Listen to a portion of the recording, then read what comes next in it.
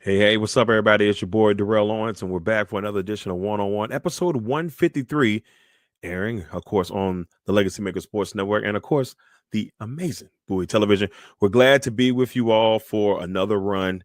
Very excited to see what things have in store for us here in Week 16. Week 16, tonight we've got Broncos and Chargers from LA. Big matchup because right now those two teams kind of fighting for their last two playoff spots in the AFC. Technically, those last three playoff spots, but those teams currently hold those spots. So big matchup tonight to see who can jock for some position in the AFC playoffs. But with all that being said, we got a lot to get into. We had a great sexiest week of the year this past week. The sexiest day of the year was on Sunday. So let's go ahead and get into it. Episode 153 of One on One here on the Legacy Maker Sports Network and Bowie Television. Let's get started.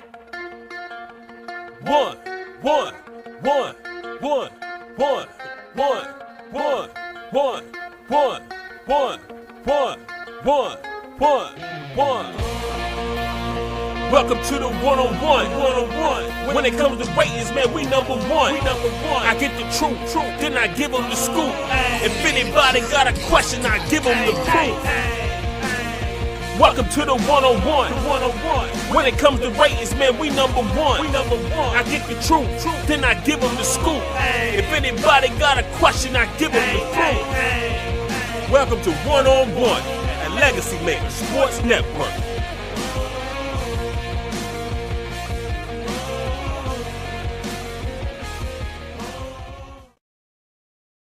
Hey, what's up, everybody? We're here, episode 153 of One on One here on the Legacy Maker Sports Network and Bowie Television. We got week 16 ahead of us. There's 3 weeks left in the regular season before playoff football will happen. Your boy just got back from New Orleans a couple of days ago with the Commanders and the Saints, and what a game that was. 20-19 victory for the Commanders. It was great to go back to New Orleans, especially on my birthday weekend. Had a chance to spend some really good time with my wife, and then of course some of my colleagues in the industry, and it was just a really good time down there. But more importantly, business was done. Had a chance to go in the Superdome and see a great game, but see the Commanders find a way to start 9-5 for the first time since 1992. But we'll get into that in just a little bit. But let's go ahead and get into one-on-one, and let's start off with the bottom. All right, so the bottom this week starts off kind of where it has the last couple of weeks. And that main team at the bottom, the New York Football Giants. 2-12. The season continues to get worse. I got a chance to see this team in person twice, and it wasn't good either time. You almost kind of feel bad. For the situation they got up there. But when you make decisions like, hey, let's keep Daniel Jones, paying $45 million, who's no longer on the team, by the way, who's now a Minnesota Viking. And then you let Saquon Barkley go, who was your most popular player on the franchise. Now he's an Eagle, killing it. League MVP running for Saquon Barkley. So your organization, some people say you deserve it. I'm not going to say that, but they are right now the current leader. I believe it's them and the Raiders right now battling for the right to draft Cam Ward or Shedeur Sanders. So it'll be a very interesting offseason. There may be some quarterbacks that jump in the horizon. We'll see. But right now, they're number 32 in the New York Football Giants. And I don't think it gets any better anytime soon for that team. It's a little bit sad, just a little bit sad. But with that being said, they got the Falcons this week. Who knows? Anything can happen. Maybe they win that game. Yeah. That might be nice. At 31, we got the Vegas Raiders. Now, the Vegas had a good shot on Monday, getting their third win of the year. The Falcons, I don't think the Falcons want to make the playoffs or care about making the playoffs the way things are going. I don't know what they care about. They did make a decision, decide to bench Kirk Cousins and start Michael Penix Jr., which I believe is, at this point, it's probably the right move. You pay Kirk Cousins all that money. He's not showing up. It's making the fact that you drafted Penix Jr. that early. It makes it look logical. So we're going to see if he can push this team to the 3 victories they need more likely to have a shot at making the playoffs. They're going to need them. They got a big matchup this week. Every matchup from this point on is big, but big matchup there. Then they got to worry about the Commanders on Sunday night next week, which has been a flex game. So a lot going on for them. But with the Raiders, unfortunately, they they're just, hate to say it, jockeying for position for Shaduro or Cam Ward. So you're going to get a prize. The Giants and Raiders, you're going to get a prize. At 30, the Tennessee Titans. It's not good. They bench Will Levis in their game. They end up bringing in Mason Rudolph. They battle with the Bengals. Bengals end up winning 37-27. I know that somebody had asked Brian Callahan, was the team soft? He didn't like that too hot, but they're not playing good football. And I expected Tennessee to be a little bit of a competitor this year. I even had Will Levis as one of my guys to watch out for. He's been one to watch out for, but not in a good way at all. Tennessee's at 30.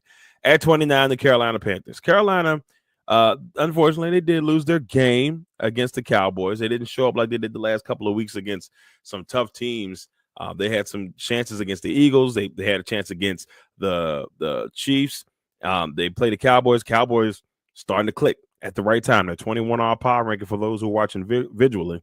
Excuse me. They're 21 on this power ranking. They're at the top of the bottom. They still got a shot to make the playoffs. It's thin, but they got a shot. So we'll see. But with the Panthers, they feel comfortable with Bryce Young. They think they got their guy now, truly got their guy. They got to build around him. He needs pieces, and he needs them bad. Chuba Hubbard is a good start. Chuba, whatever way you want to go. Hubbard is a good start for them, but they need more. At 28, the Jacksonville Jaguars. What is that team going to look like next year? Definitely a new head coach, the way things are screaming. But what happened? This team last year at the midway point, I believe, was 6-2, 7-2. Trevor Lawrence gets hurt. They were the number one team in the AFC. From that point on, it's been a disaster. What happened to Jacksonville? Is it a Jaguars curse? Who knows? But something happened and it was bad. They're at 28. At 27, the New England Patriots. The Patriots they didn't show up the way I thought they would against the Cardinals. I thought they would compete a little bit more, but the Cardinals pretty much had that one in hand. And I think the Patriots are another team that I think they got their quarterback. They just need pieces around them. They're very young, and they need to figure that thing out. At 26, we got the Cleveland Browns. The Jameis Winston experience was nice for a little bit. He gave them energy. People were paying attention a little bit more. They just couldn't win games. I mean, they had some tough ones, some competitive ones. They did beat Pittsburgh, but besides that, just wasn't going anywhere. So 3-11, and they're bringing in Thompson to finish things up. They decide to bench Jameis and bring him in to try to see if he has a chance to be QB1 in 2025. So Darian Thompson, and I always destroy the last name, Robinson, Darian Thompson Robinson. So we'll see. At 25, we got the Chicago Bears. Y'all know where my enthusiasm goes to for most of y'all. But it's kind of sad to see Chicago play the way they've played the last 8 games. They were 4-2 heading into that Chicago game. Into that Commanders game. After the Hail Mary, they've lost 8 straight games. And the struggle continues. I mean, they've had chances to win games in between then, but it just bad everything. Just didn't work out. Chicago's at 25. At 24, the New York Football Jets got a win this weekend, able to beat the Jaguars. Not saying but so much, but they beat them 32-25, and a nice win for the Jets. Right now, Aaron Rodgers is pretty much trying to audition for next year, saying, hey, look, I'm willing to be back next year. I don't think he wants to go anywhere else. I think he's willing to teach the next person up because they're more likely going to probably go quarterback with that first pick. There's a lot that goes into it. So we'll see what the Jets end up doing there. That's good. That's going to be a fun situation to watch in the offseason. At 23, the New Orleans Saints got a chance to see up close in person this past weekend. Wasn't great, but I will say this: Spencer Rattler came in the second half in that game, fought hard. They had a chance to win it at the end, even though a little controversy with that little 4 or 5 second runoff that didn't happen towards the end of the game. But nevertheless, the Commanders ended up winning that game 20-19. And the Saints, showed some fighting at the end. At 22, the Indianapolis Colts. Indianapolis, how can I put this? They have been I'm not going to say inconsistent, but they have been inconsistent all year. Somehow they're 6-8. They're hanging in that playoff picture. And then they lose to a Broncos team who is full steam ahead trying to make the playoffs and solidify a spot there. And the Colts blew a big opportunity. They were up in that game. I think they were up 13-10. From that point on, the Broncos just went off. So, the Colts still hanging in, but it's getting thin. At 21, of course, the Dallas Cowboys 6-8 with the win over the Panthers, 30-14. And like I said a little bit earlier, they're still fighting for a shot. So we'll see. So here's the bottom: Giants, Raiders, Titans, Panthers, Jaguars, Patriots, Browns, Bears, Jets, Saints, Colts, and the Dallas Cowboys round out the bottom. So the bottom, there's a couple teams in there still fighting for some stuff. Dallas being one of them. The Colts still fighting. Heck, even the Saints are still fighting. They got a chance to still win that division, but it's really thin. They could be out of the playoffs if they lose to Green Bay this Monday night. Now, let's go ahead and head to the outside looking in.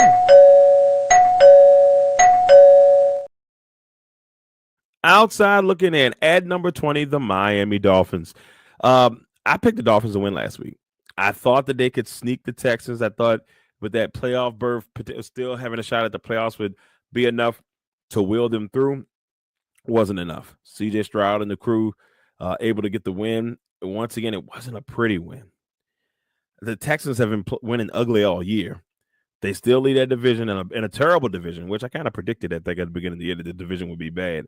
I had to go back and look it up, but it's just Houston is finding a way, and they're talented enough to win in the playoffs, but it's not what I think a lot of people thought it was going to be, including myself. I thought the Texans were really going to open things up, but hey, they're winning the division. Sometimes just get in the playoffs and see what happens. And the Dolphins' hopes are fading fast, if not already gone. At number 19, the San Francisco 49ers, another team fighting for a spot, but it's starting to look really grim. They got a chance to win their division. It's still looking really grim. They're at 6-8.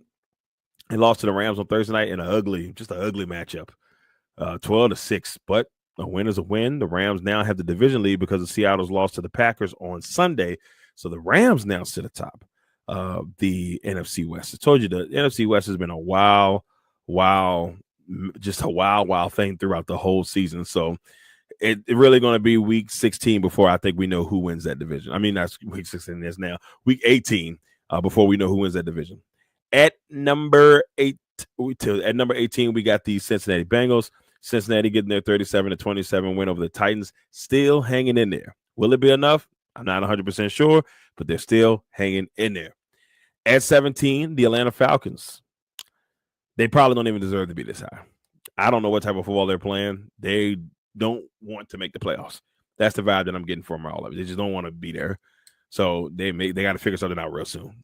And we'll see if Michael Penix Jr. is the answer this week. At 16, we got the Arizona Cardinals. The Cardinals, with their win against the Patriots, still in the mix in that NFC West. One slip up by the Rams and they win, and who knows? But it's just a tight race in that NFC West, and the Cardinals hanging in there. At 15, talking about a team hanging in there, but their playoff hopes are dwindling, are the Seattle Seahawks. Now, the Seahawks, on the other hand, here, 8-6. Technically, they're essentially 3 games behind the Rams because they lost both games to the Rams this year. But they not so much needed, but a very tough loss to the Packers because they needed that win. And then Geno going down. We saw Sam Howell go in there, but it just wasn't clicking on anything. And the Packers don't usually win in Seattle. So it was a very good game for the Packers, very rough one for the Seahawks. At 14, the San Diego Chargers, the LA Chargers, got destroyed by the Tampa Bay Buccaneers, 40-17 at home, of all places. How do you get beat up at home like that? Huh? 40-17? What I will say is this. I didn't have the Chargers making the playoffs at the beginning of the season. So if they make it, it's a big deal. I thought it would be there'll probably be another year or so before they get it because I know Jim Harbaugh will get them straight at some point. But, they're still fighting.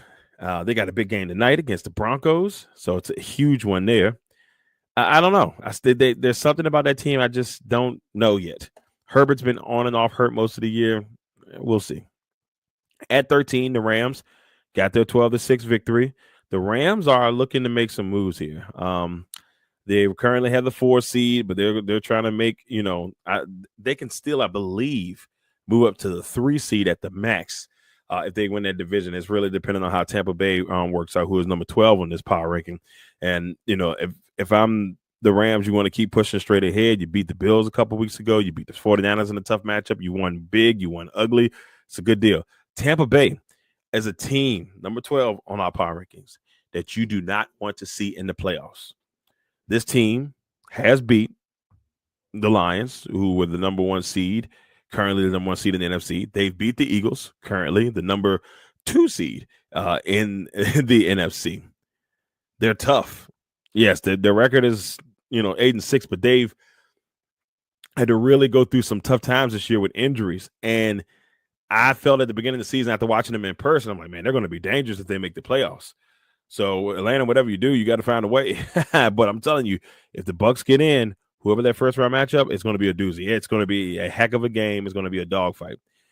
Buccaneers at 12. At 11, the Denver Broncos easily could be in the top 10, but the top 10 is tight right now. So a win tonight will definitely push them into that top 10 more likely, with some other matchups going to kind of confirm. But this should be back in the top 10 if they can get a win tonight. So here it is, the outside looking in. Dolphins, 49ers, Bengals, Falcons, Cardinals, Seahawks, Chargers, Rams, Buccaneers, and sitting there just knocking on the door trying to get back in, the Denver Broncos. All right, there's the outside looking in. Every single one of those teams is still in the mix. And they still got a chance to go in there and see if these teams all have a shot at the playoffs. And it's going to be real fun to see how it kind of goes down the stretch. I mean, I think last year we talked about how it was 25 teams still left in around this time. Probably about 24-ish this time. So it has been interesting, just absolutely interesting going into it. Now, let's go and see if the Detroit Lions are still the number 1 team on the power rankings. Can they do it for the 5th week? Let's find out now.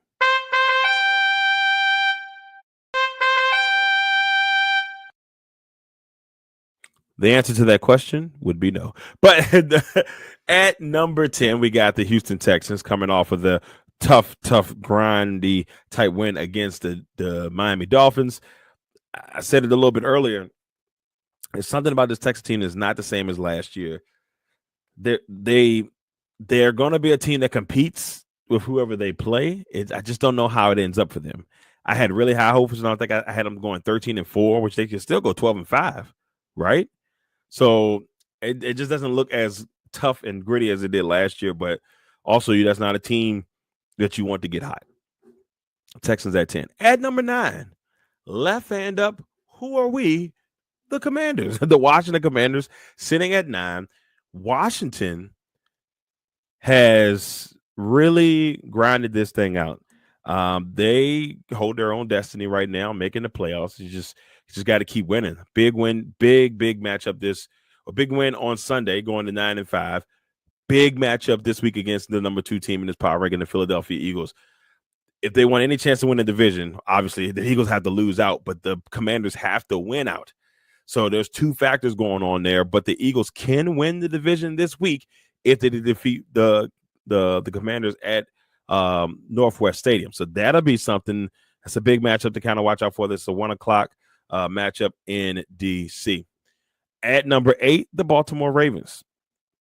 The Baltimore Ravens are a team that I will tell you that I think if they can get things going the right way, they're unstoppable. Yeah, they played the Giants. They beat them 35-14. But when they're clicking offensively, they're very hard to stop. Very, very hard to stop.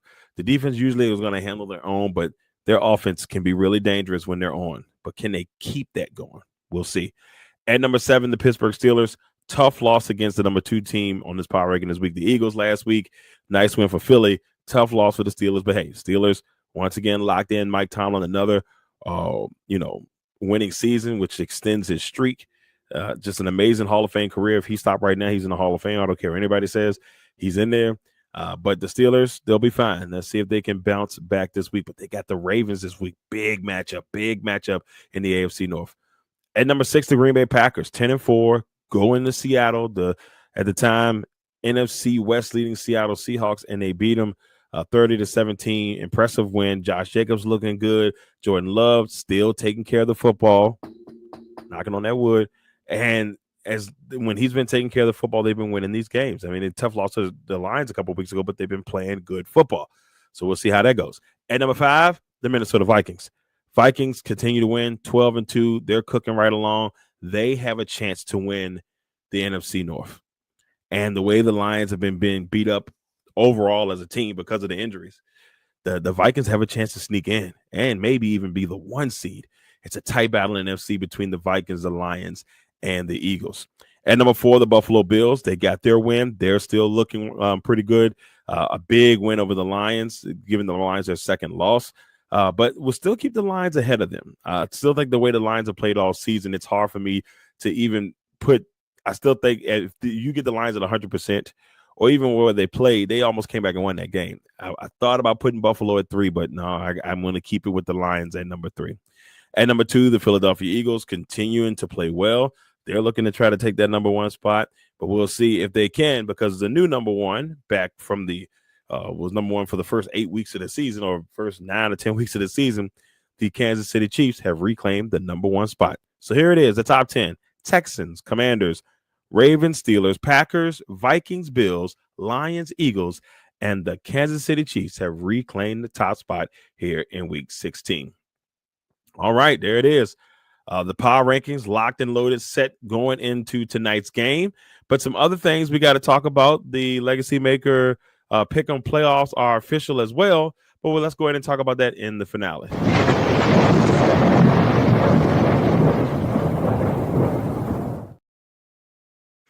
All right, so here we go. This is what it looks like. Oh, but first, before we get into that, let's talk about your boy record. So your boy, 136-88 on the season, went 12-4 last week. Great week for me, but too little, too late. See that week 14 record, that 6-7? That messed your boy up. If I could have just won, if I could have went like 10-3 last week or something like that, I would still have a chance. Your boy would be in the playoffs, but nope, he messed it up. No playoffs for him. Congratulations to those who have made the playoffs. With that being said, here is the lineup for that. The number 1 seed, Jay, the All-Star Division leader. That's the second straight year that the All-Star Division winner is the number 1 seed. And for the second straight year, the number 2 seed, James, who is the defending champion, wins the Legends Division. At number 3, Cody, the newcomer old newcomer. He's back in the mix. Cody's the number 3 seed. He'll take on Katie, the number 6 seed this week. And then you have Russ, the number 4 seed, taking on the number 5 seed, Joey. That will be a fun matchup. The higher seed or the lowest seed at the end of this round will take on Jay, and the next seed will take on James. Of course, we talked about James is 153 and 153 and 71 wins the Legends Division. Jay wins the All-Star Division with a 154 and 70 on the season. And y'all make sure y'all check out the J and J podcast with Jay Quimby and James Brown. That new show here on the network. And then our Lone Ranger, King of the Lone Ranger. Shout out to Lamont Thomas, who is our King of the Lone Ranger this year. 5 Lone Ranger wins. When nobody else picked him, Lamont picked him, and he was able to get the dub. So he takes the crown away from Rob. But congratulations, Lamont, on winning the King of the Lone Ranger. Now, we head into week 16 and our players of the week here for week 15. Lamar Jackson is our offensive king of the gridiron. 21 for 25, 290 yards, 5 touchdowns, no interceptions, and a QBR of 154.6, 35-14 victory over New York. That is the third time this year that Lamar Jackson has won the king of the gridiron, and he's right there in that MVP race. And he's the only one ever since we've done this show that has won. He's the first 5, time king of the gridiron winner. So shout out to Lamar Jackson. On the defensive side of things, Lavonte David, 12 tackles, sack and a half, and a 40-17 win over the Los Angeles Chargers. They were just dominant in that game. And Lavonte David defensive leadership did everything that was needed to be done to handle things in that matchup. So there they are, your kings of the gridiron, Lamar Jackson and Lavonte David. Then we swing over to the top 5 MVP candidates. It's been pretty much the same the last couple of weeks, but there's a new number 1. Josh Allen, right now, in my opinion, is the MVP. Even though Jared Goff has been, to me, the guy all year, this still can flip-flop between now and the end of the season, but to me, the race is between those two people. Jackson is still making a case every other week. Darnold has been playing great football. He's been making a case. And then, of course, Saquon Barkley, who's pushing his way to a 2,000 rushing yard season. So watch out for Saquon.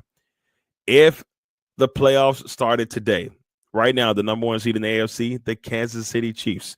They've had that thing pretty much the whole year. The number 2 seed, the Buffalo Bills, will take on the number 7 seed, San Diego Chargers. The number 3 seed, Pittsburgh Steelers would take on the number 6 seed Denver Broncos, which would be a very interesting matchup, especially with everything they went with Russ. You come on storyline. And the number 4 seed, Houston Texans, would take on the number 5 seed Baltimore Ravens. In the NFC, still almost of the year, the Detroit Lions, the number 1 seed. The number 2 seed Philadelphia Eagles would take on their division foe, the Washington Commanders, who they face off this week. The number 3 seed Tampa Bay Buccaneers take on the number 6 seed Green Bay Packers. The battles of the Bay in the first round will be an interesting one. And then the number 4 seed Los Angeles Rams would take on the number 5 seed Minnesota Vikings. Man, some good matchups if the playoffs started today. And for tonight, I got the Denver Broncos sneaking past the Chargers to solidify their playoff spot just a little bit more in the 24-21 victory tonight. That's the way I see it. My winners for week 16. And yes, even though I'm out of the playoffs, I'm still counting my records to see where I finish at this regular season. I got the Broncos, the Titans, the Ravens, the Commanders, the Jets, the Falcons, the Chargers. So scratch that. The Cardinals, the Bengals, Colts, Lions, Vikings, Bills, Raiders, Dolphins, Bucks, and the Green Bay Packers winning on Monday night. All right, everybody, that is it. Episode 153 is in the book here of 101. I'd like to thank you all for tuning in for another edition. Hope you all enjoy football tonight. Chargers and Broncos. It's going to be a great AFC West matchup tonight. A lot of playoff implications on the line. A lot of playoff stuff going on this week. It's going to be like that way the rest of the way to see who's in and who's out of this year's playoffs and who will have a shot to go to New Orleans for the Super Bowl. But with all that being said, just sit back and enjoy football this weekend. I know Christmas is coming up. So the next time that I come on here, and which might be weird, I might have to come to you guys. I don't know if I'm going to air. It might. Well, no, it still probably will air Thursday. We'll figure it out. But I don't know if I'm going to come early because of the Christmas Day games. I'll figure that all out. But I will be back next week for another episode of 101 here on the Legacy Maker Sports Network and Bowie Television. With that all being said, thank you all for tuning in. We truly appreciate you, and we'll see you all next week for episode 154. Until then, peace. One.